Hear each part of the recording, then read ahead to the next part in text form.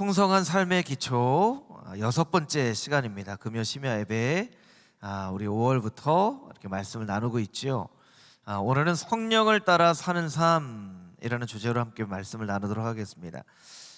성령님을 경험하는 또 아는 방법이 여러 가지가 있습니다.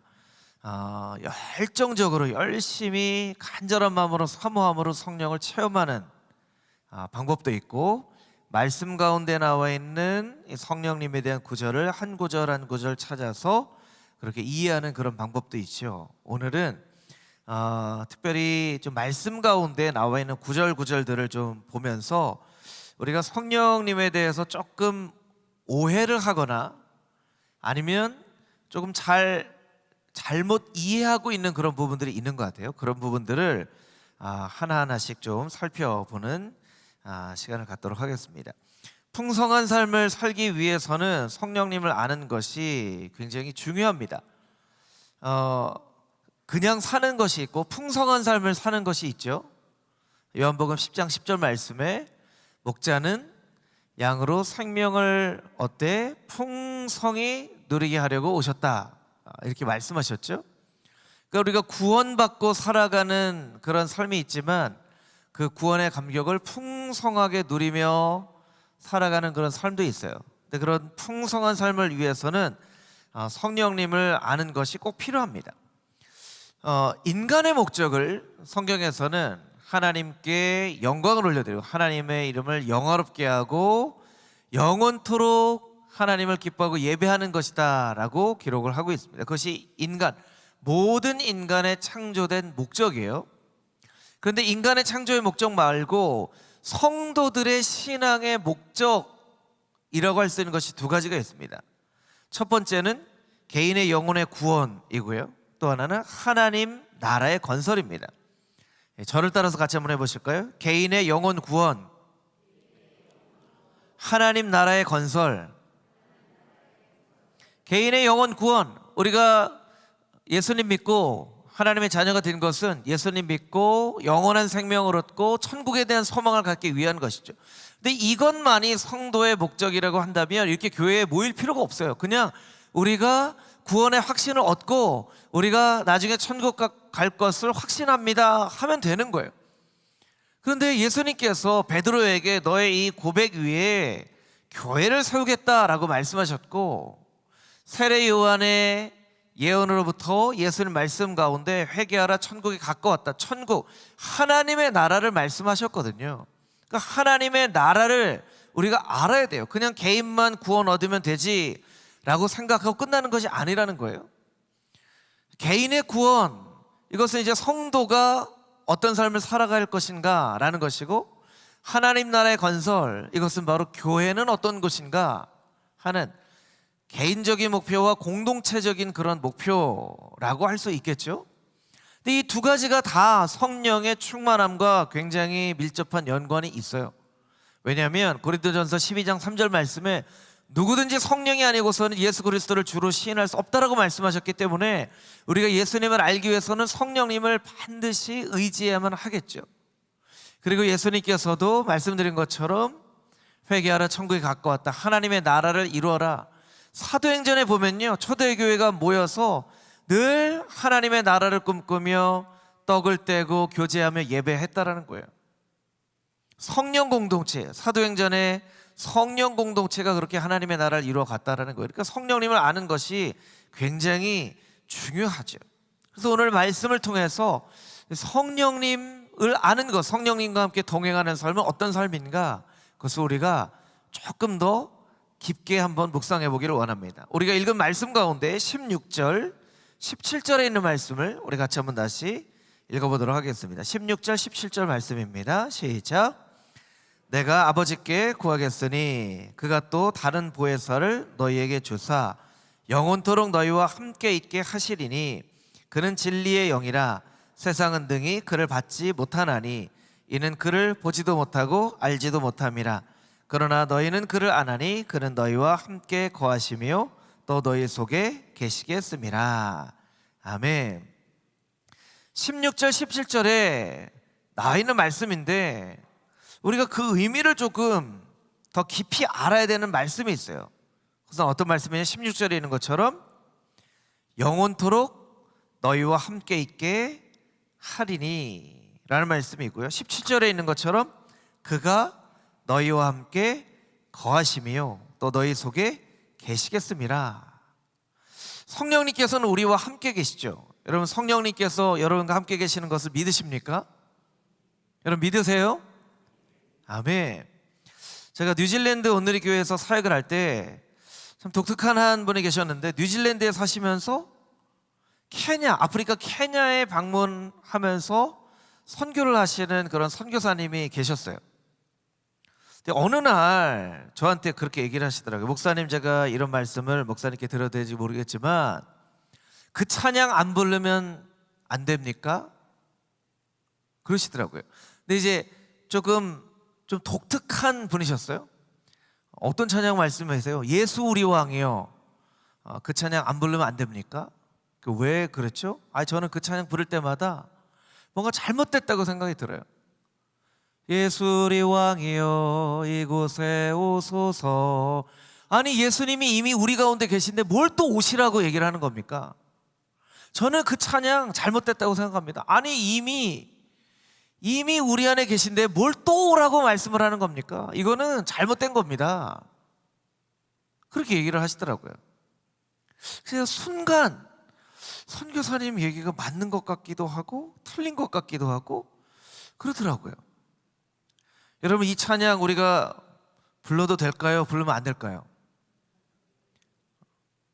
예수님이 이미 우리 안에 계시지 않아요? 여러분, 예수님이 이미 여러분 안에 계시는 것을 믿으세요? 믿으세요? 근데 계시는데 또 오시라고 할 필요가 있나요? 그거 헷갈리잖아요. 네. 그래서 사실은 우리가 아까도 마지막 날에 찬양했는데, 성령이여 임하소서 했는데, 그 선교사님의 이야기에 따르면 이 찬양을 부르면 안 돼요. 성령님 이미 계신데 뭘 또 오시라고 합니까? 이미 내 안에 계신 성령님이 또 오시라고 그러면 서운해하실, 내가 네 안에 있는데 지금 누구한테 오라고 하는 거니? 라고 할 수 있다는 거예요. 여러분, 분명히 말씀 가운데 성령님께서 우리 안에 계시고 영원토록 계신다고 말씀하셨어요. 그러면 성령님은 한 번 오시면 떠나가지 않는 분이신가? 아니면 왔다가 떠나기도 하시고 또 떠났다가 다시 오시기도 하는 분인가? 우리가 좀 잘 이해할 필요가 있다라는 거예요. 저는 성경을 읽다가 성령님께서 우리 안에 계신 것이 맞지만 또 성령님께서 우리 안에서 떠나시기도 하는 분이시다라는 것도 발견을 하게 됩니다. 그러니까 성령님이 우리 안에 계시지만 성령님이 우리에게서 떠나시기도 해요. 성경 구절을 두 구절 한번 읽어볼까요? 사사기 16장 20절 말씀 우리 같이 한번 읽어보겠습니다. 시작. 들릴라가 이르되 삼손이여 블레셋 사람이 당신에게 들이닥쳤느니라 하니 삼손이 잠을 깨며 이르기를 내가 전과 같이 나가서 몸을 떨치리라 하였으나 여호와께서 이미 자기를 떠나신 줄을 깨닫지 못하였더라. 사무엘상 16장 14절 말씀입니다. 우리 같이 읽어보겠습니다. 여호와의 영이 사울에게서 떠나고 여호와께서 부르시는 악령이 그를 번뇌하게 한지라. 이 말씀 보여주세요. 여호와의 영이 사울에게서 어떻게 됐다고요? 떠나셨어요.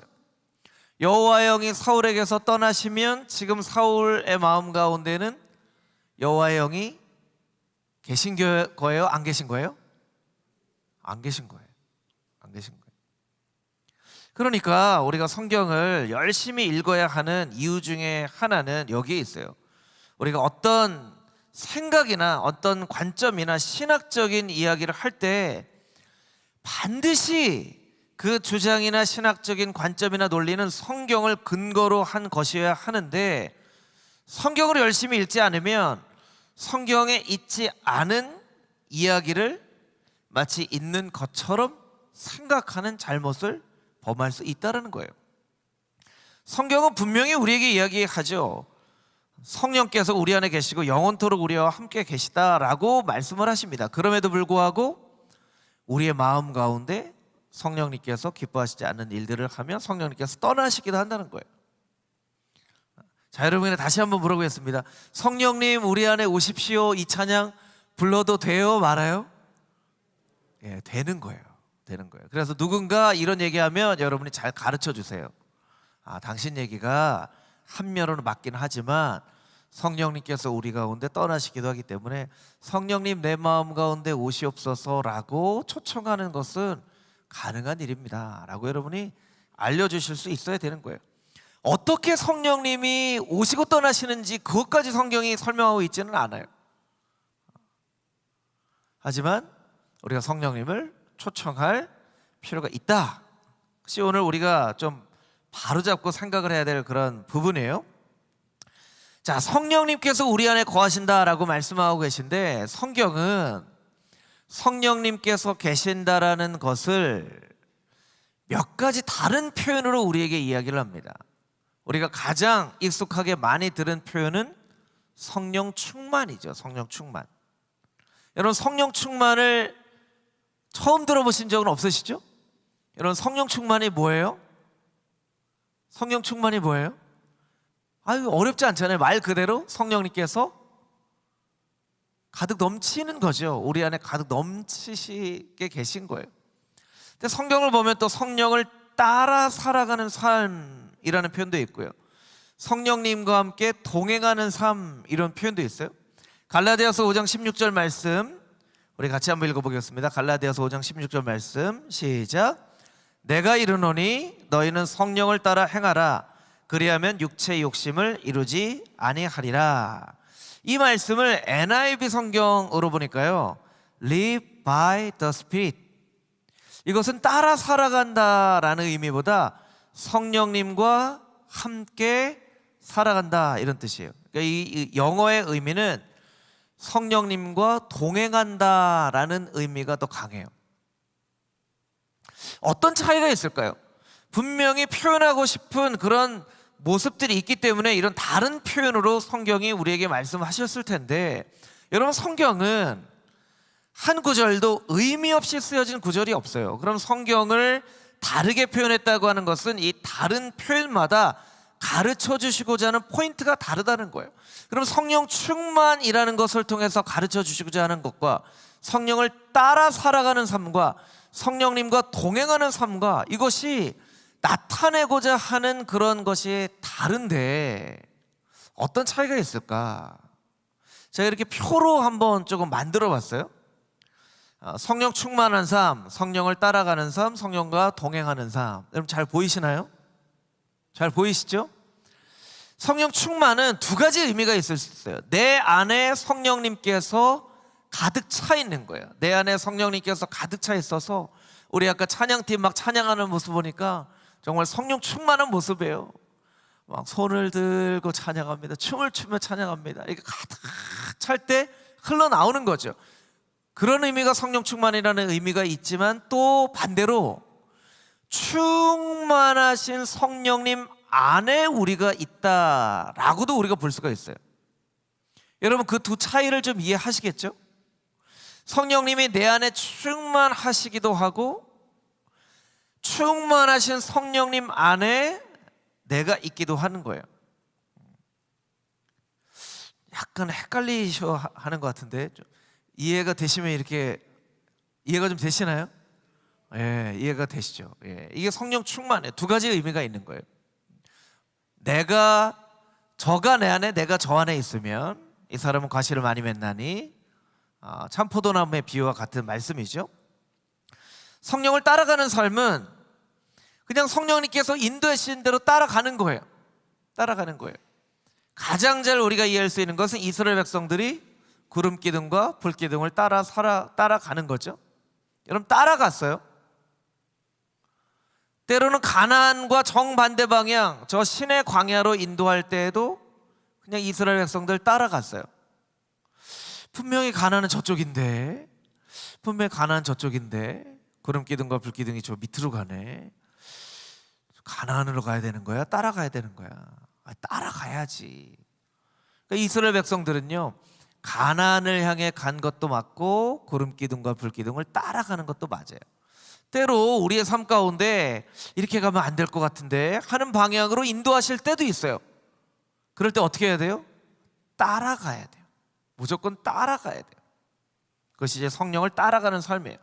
성령님과 동행하는 삶, 방금 읽었던 갈라디아서 5장 16절 같은 말씀은 성령님과 동행하며 가는 거예요. 옆에 동행하며 걸어가는 때 있죠. 누군가 옆에.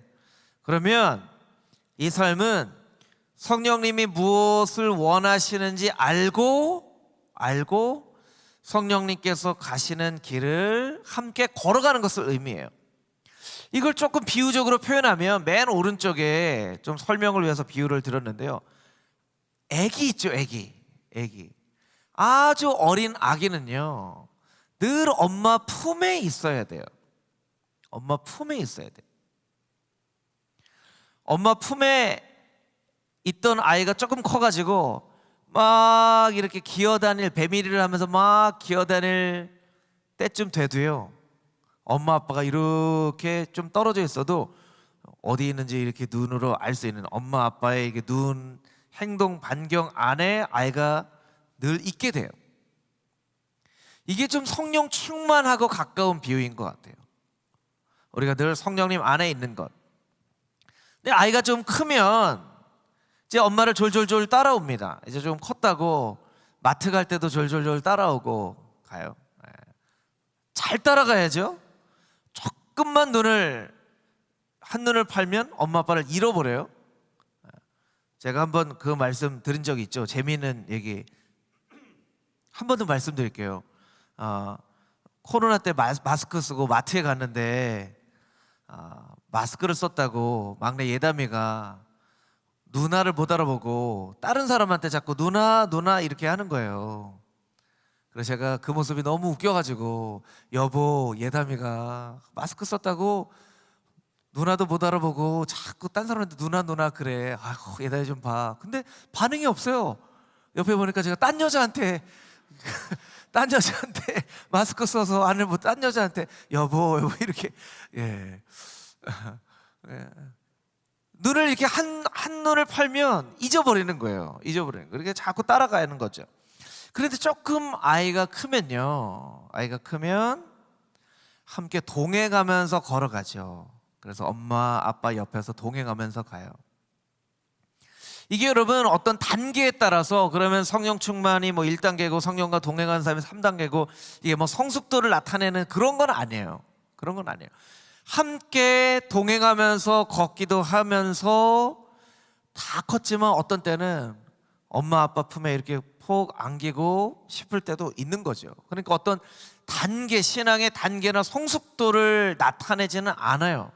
하지만 여러분이 성령 충만과 성령을 따라가는 삶과 성령님과 동행하는 삶에 대한 이미지를 여러분들이 잘 그리고 계셔서 여러분이 기도할 때마다 어떤 때는 성령님 저를 콕 안아주시고 저를 성령님의 품에 콕 품어주십시오.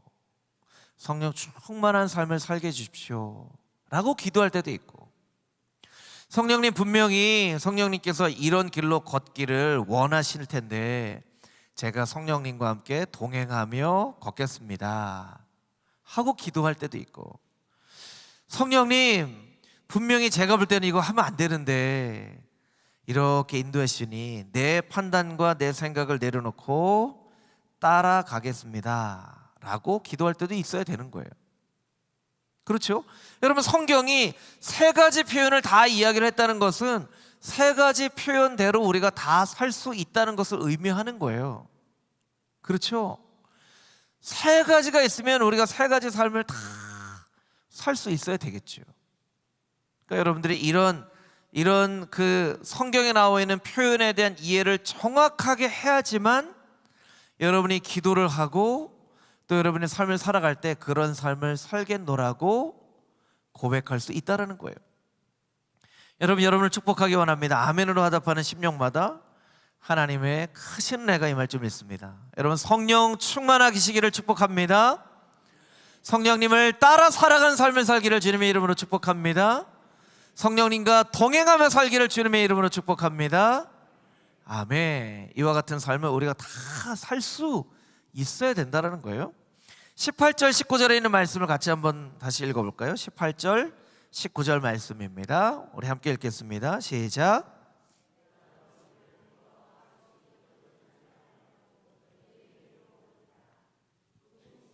세상은 다시 나를 보지 못할 것이로되 너희는 나를 보리니 이는 내가 살아있고 너희도 살아있겠음이라. 아멘. 18절에 보면 고아와 같이 버려두지 아니하게 할 것이다. 내가 없다고, 내가 이제 안 보일 거야. 그래서 너희가 아유 우리 주님이 이제는 우리를 버렸구나 절대로 이렇게 생각하지 마. 내가 살아있고 너희도 살아있어. 성령 안에서 내가 살아있음을 보게 될 것이고, 그 성령 안에서 살면 너희도 살아있는 삶을 살게 될 거야. 이렇게 말씀을 해주시는 거예요. 제가 처음에 설명드렸죠. 이 풍성한 삶의 기초라는 것은, 풍성한 삶의 기초라는 책이 있습니다. 김영국 목사님, 나들목 교회의 담임 목사인 김영국 목사님이 제자 양육을 하기 위해서 쓴 책에 있는 내용들을 참고로 이 말씀들을 여러분들에게 나누는 거라고 말씀드렸죠. 그 풍성한 삶의 기초라는 책에 보면 이 성령에 대해서 아주 잘 요약되어져 있는 한 그림이 있어요. 그래서 그것을 여러분에게 좀 설명드리려고 합니다. 그림을 좀 보여주시면 좋을 것 같아요. 제가 성령에 대해서 많은 책들을 봤는데 이 책이 굉장히 그래도 잘 요약이 되어져 있어요. 맨 가운데에 보면요, 성령의 내주라고 되어 있죠. 성령이 우리와 함께 계신다는 거예요. 오늘 우리가 읽은 본문의 말씀이죠. 성령의 내주의 왼편은 성령을 따라 살아가는 삶이고 오른편은 성령님을 따라 살아가는 삶이 아니에요. 왼편부터 한번 보겠습니다. 성령님께서 우리 안에 계시면 성령님의 인도하심을 받게 됩니다. 요한복음 14장 26절 말씀 우리 같이 한번 읽어보도록 하겠습니다. 시작. 보혜사 곧 아버지께서 내 이름으로 보내실 성령, 그가 너희에게 모든 것을 가르치고 내가 너희에게 말한 모든 것을 생각나게 하리라. 아멘. 아버지께서 너희에게 보내실 성령, 그분께서 모든 것을 너희에게 가르쳐 줄 것이다. 그림을 다시 한번 보여주세요. 모든 것을 가르쳐 주신다라고 하는 것에 대한 더 구체적인 설명이 성령의 열매, 성령의 비전, 성령의 능력, 성령의 은사, 성령의 충만이라고 설명할 수 있어요. 모든 것을 가르쳐 주신다고 말씀하셨기 때문에 첫 번째 성령의 열매, 우리가 잘 알고 있죠. 성령의 열매는요, 성령 충만한 사람의 삶 가운데 맺혀지는 열매예요.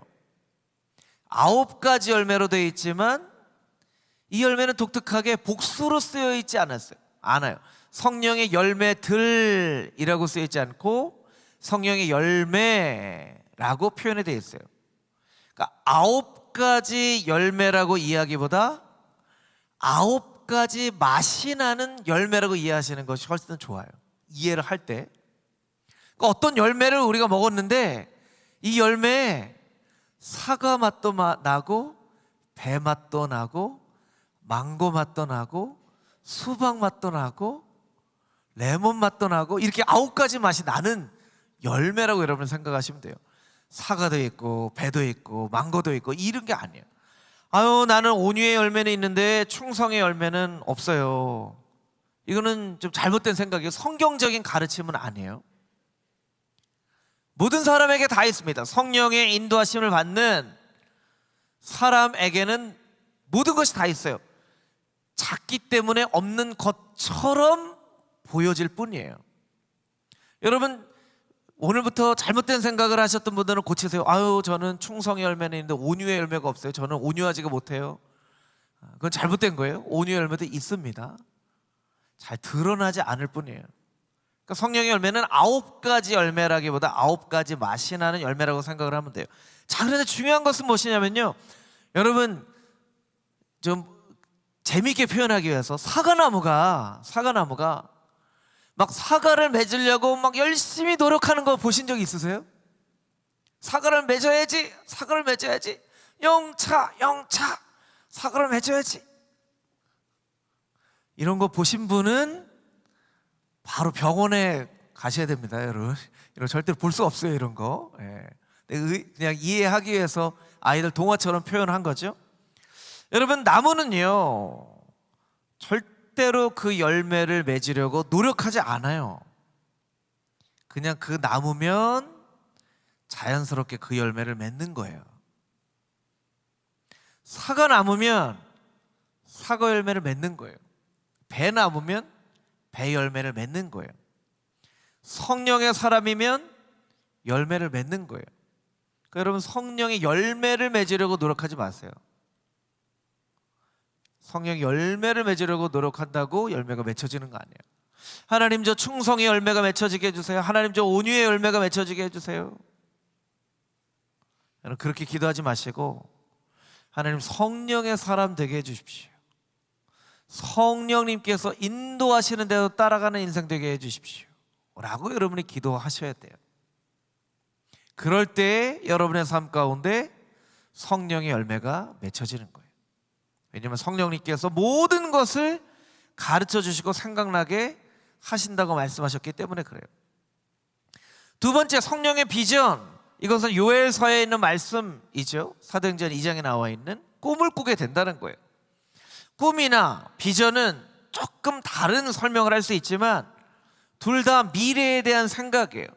자, 여러분에게 비전이 있는지 없는지를 판단할 수 있는 작은, 이건 그냥 간단한 거니까, 여러분 금호중앙교회를 생각할 때 앞으로 금호중앙교회가 어떻게 되겠다라고 하는 생각이 어렴풋이시라도 있으신 분은 비전이 있는 분이에요. 아, 금호중앙교회가 앞으로 이렇게 될 텐데, 아, 이렇게 됐으면 좋겠다, 될 텐데, 혹은 됐으면 좋겠다, 되기를 기도합니다, 뭐 등등 어떤 기도의 제목이더라도 그렇게 생각이 있는 분들은 비전이 있는 분들이에요. 우리 이제 유아이치부, 아동부, 청소년부, 청년부가 수련회를 하잖아요. 수련회. 우리 유아이치부, 아동부, 청소년부, 청년부가 점점점 더 아주 너무 점점 좋아지고 있어요. 여러 가지 의미에서 신앙도 너무 잘하고 아이들이 행복하고. 그런데 교사들이나 어른들이 보면서, 야, 이렇게 좋아지면 앞으로는 더 이렇게 좋아지겠구나. 이거 비전이 있는 거예요. 비전이 있는 거예요. 여러분 기억이 나실지 모르겠지만 작년인가요? 재작년인가요? 2부 찬양대, 호산나 찬양대가 코로나이기도 했었고 그렇게 숫자가 많지 않았었던 때가 있었죠. 그렇죠. 그런데 호산나 찬양대가 이렇게 좀 많은 사람들이 모여서 같이 하나님을 열심히 찬양하면 좋겠다는 막 그런 막 마음이 들었어요. 그래서 호산나 찬양대회에서 노력합시다. 김충희 권사님이 호산나 찬양대 대장이실 때 권사님 같이 기도해요. 김영진 집사님이 음악 부장이실 때 집사님이 5명 채우세요. 제가 5명 채울게요. 제가 5명 어떻게 채웠냐면 제 아내한테 하라고 하고 우리 목사님 사모님들 다 하시라고. 근데 너무나 참 놀라운 일이 몇 주 사이인데 한 해가 바뀌어지고 호산나 찬양대가 이렇게 찬양을 하는데 불과 몇 주 전까지만 해도 사람도 없고 막 그랬는데 갑자기 찬양대가 사람이 많아지고 찬양이 너무너무 은혜롭게 바뀐 거예요. 그래서 여러분 지금은요 호산나 찬양대 주일에 찬양만 들어도 막 은혜가 돼요. 막 은혜가 돼요. 네. 여러분 이 찬양대가 이렇게 되겠지 하는 것은 비전이 있는 거예요. 비전이 있는 거예요.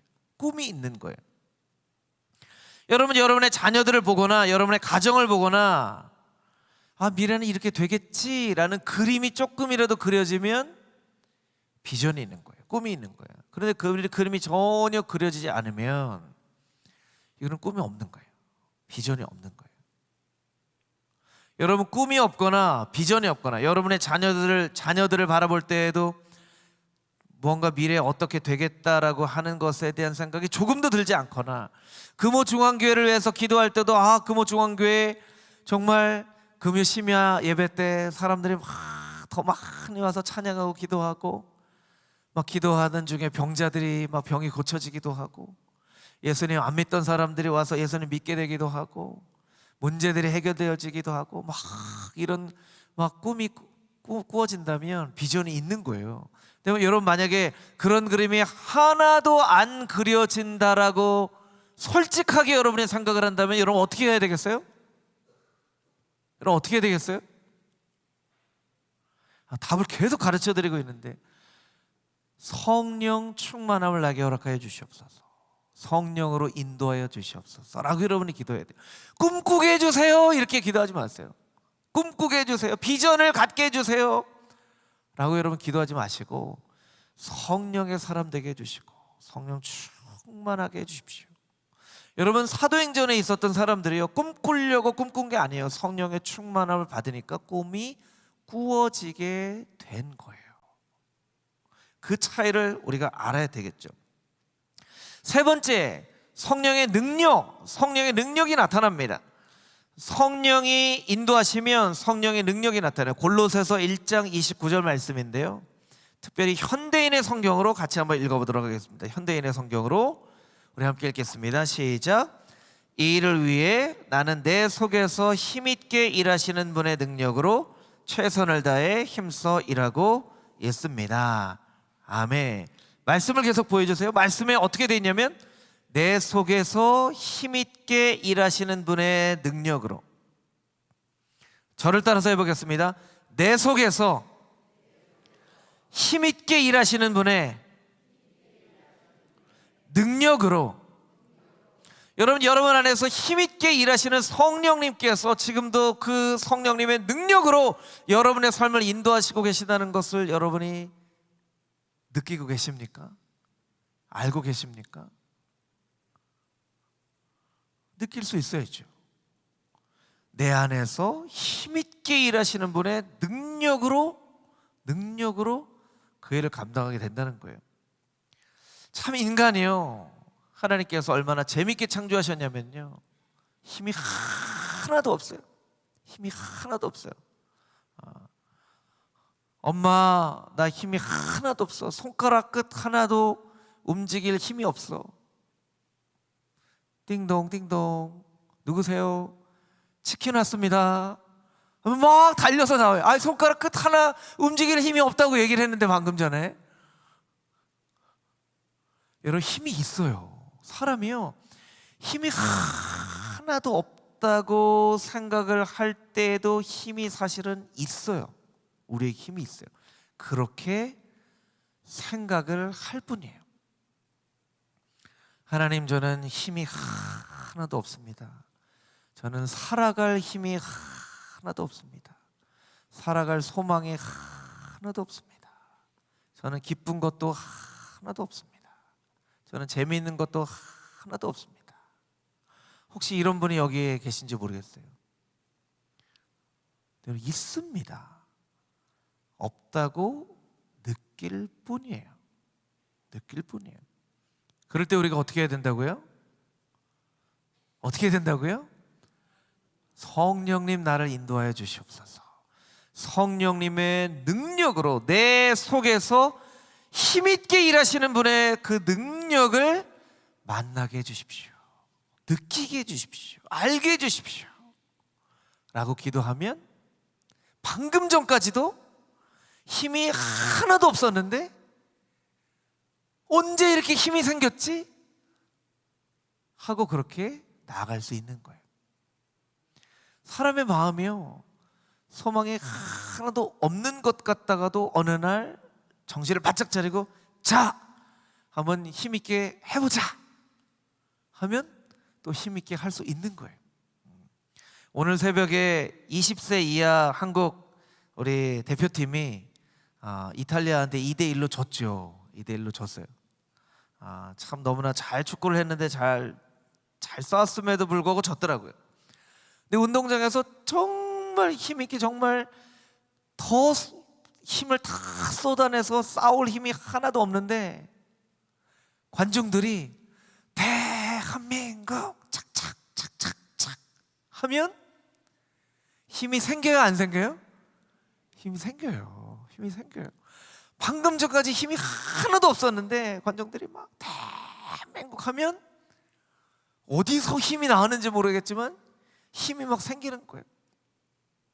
여러분, 우리가 힘이 없어서 지치고 정말 한 발자국도 움직일 힘이 없을 때 그 관중들과 비교할 수 없는 하늘의 천군 천사들과 우리를 먼저 우리에게 유업을 물려주고 간 신앙의 선배들이 저 천국에서 대한민국 하는 것처럼 우리를 위해서 막 응원해 주고 있는 것을 우리가 깨달아 알면 없었던 힘이 다시 생기는 거예요. 그래서 여러분 꼭 기억하세요. 내 안에서, 내 속에서 힘있게 일하시는 그분의 능력으로 최선을 다해서 일하고 있습니다. 사도 바울이 고백하고 있다는 것을 우리가 기억해야 돼요. 그리고 표를 다시 보여주시면, 성령의 인도하심을 받는 사람은 성령의 은사와 성령의 충만함을 경험하게 됩니다. 성령의 은사는 우리가 여러 방법과 말씀으로 많이 들었죠. 성령의 은사는 선물이에요, 선물. 여러분, 선물, 하나님 선물 주세요, 선물 주세요. 그렇게 기도하면 하나님께서 우리 안에 선물을 주시는 거죠. 반대로 우리가 성령님과 멀어지는 삶을 살게 되기도 한다는 거예요. 그래서 성령님이 우리의 삶 가운데 떠나가는 일들이 일어나기도 한다는 것이죠. 성경 구절을 두 구절 읽겠습니다. 에베소서 4장 30절 말씀 우리 함께 읽겠습니다. 시작. 하나님의 성령을 근심하게 하지 말라. 그 안에서 너희가 구원의 날까지 인치심을 받았느니라. 갈라디아서 5장 16절에서 20절 함께 읽겠습니다. 항상 기뻐하라. 쉬지 말고 기도하라. 범사에 감사하라. 이것이 그리스도 예수 안에서 너희를 향하신 하나님의 뜻이니라. 성령을 소멸하지 말며 예언을 멸시하지 말고. 항상 기뻐하라, 쉬지 말고 기도하라, 범사에 감사하라는 우리가 잘 알고 있는데 그 바로 뒤에 성령을 소멸하지 말라라는 말씀이 있는 것은 우리가 잘 기억을 못해요. 성령을 근심하게 만들 수도 있다는 거예요. 성령을 근심하게 만듭니다. 걱정하게 만든다는 거예요. 여러분, 성령님은요, 우리가 잘못된 삶을 살면요 바로 떠나시는 게 아니에요. 바로 떠나는 게 아니에요. 삼손이 하나님의 기름 부음을 받은 하나님의 영에 충만한 이스라엘 사서였는데 하나님 보시기에 자꾸 잘못된 행동을 해요. 그러면 성령님께서 딱 잘못된 행동을 하자마자 아니 난 간다 이놈아 이러고 가시는 게 아니에요. 성령님은요 가시기 전에 꼭 근심하는 단계가 있으세요. 그 근심하는 단계 때 우리가 깨달아 알아야 돼요. 그래서 성령님이 떠나시기 전에 그 근심하는 단계 때 다시금 하나님 앞에 나올 수 있어야 되는 거죠. 근심하는 단계는요 신호등으로 보면 노란불 같은 거예요. 노란불이 켜져 있으면 이제 곧 빨간불이 켜집니다 라고 하는 뜻인 거죠. 노란불일 때 우리가 조심해야 돼요. 제일 조심해야 될 게 노란불이에요. 빨간불은요 사람들이 다 가지 말아야 될 것을 알고 있어요. 근데 노란불일 때는요 가도 될까? 멈출까? 하고 고민하는 때예요. 그래서 성령님은 인격적인 분이셔서 딱 잘못하자마자 확 떠나시는 분이 아니에요. 성령이 근심하시고 그 다음에 성령님께서 우리 안에서 떠나시게 되는 거죠. 그래서 우리가 날마다 성령 충만한 삶을 살아가도록 노력을 해야 되고, 성령님께서 우리 안에 떠나시지 않도록 성령님께서 말할 수 없는 탄식으로 우리를 위해서 간구하시고 근심하실 그때에 우리가 자꾸 우리의 자신을 돌아보고, 내가 내 자신을 돌아보기가 쉽지 않기 때문에 교회 공동체 가운데 서로의 모습을 거울처럼 비춰보아서 나 자신을 돌아보고 성령님을 근심하는 그런 삶을 살지는 않는지 우리 자신을 잘 돌아보고 날마다 성령님과 함께 동행하는 삶을 살아가는 금호중앙의 모든 성도님들이 다 되시기를 주님의 이름으로 축복합니다. 아멘. 우리 마지막으로 미국의 유명한 전도자 D.L. 무디의 성령에 대한 말씀을 우리 같이 묵상하고 우리 찬양하고 함께 기도하도록 하겠습니다. D.L. 무디가 이렇게 이야기를 했습니다. 하나님께서는 우리에게 성령 충만을 받으라고 명령하셨습니다. 그런데도 우리가 충만하지 못하다면 그것은 우리가 우리의 특권에 어울리지 않는 삶을 살기 때문입니다. 여러분, 성령 충만은 우리가 반드시 누려야만 하는 특권입니다. 근데 우리가 그 특권을 누리지 못한다면 우리는 그 성령 충만에 어울리지 않는 삶을 살아가고 있기 때문입니다. 우리가 날마다 성령 충만함이 우리의 삶 가운데 거하도록 성령님과 함께 동행하며 살아갈 수 있는, 날마다 성령님을 초청하며 성령님을 따라가며 성령님과 함께 동행하는 삶을 살아가겠나라 고백하는 금호중앙의 모든 성도님들이 다 되시기를 주님의 이름으로 축복합니다. 할렐루야. 아멘. 우리 아까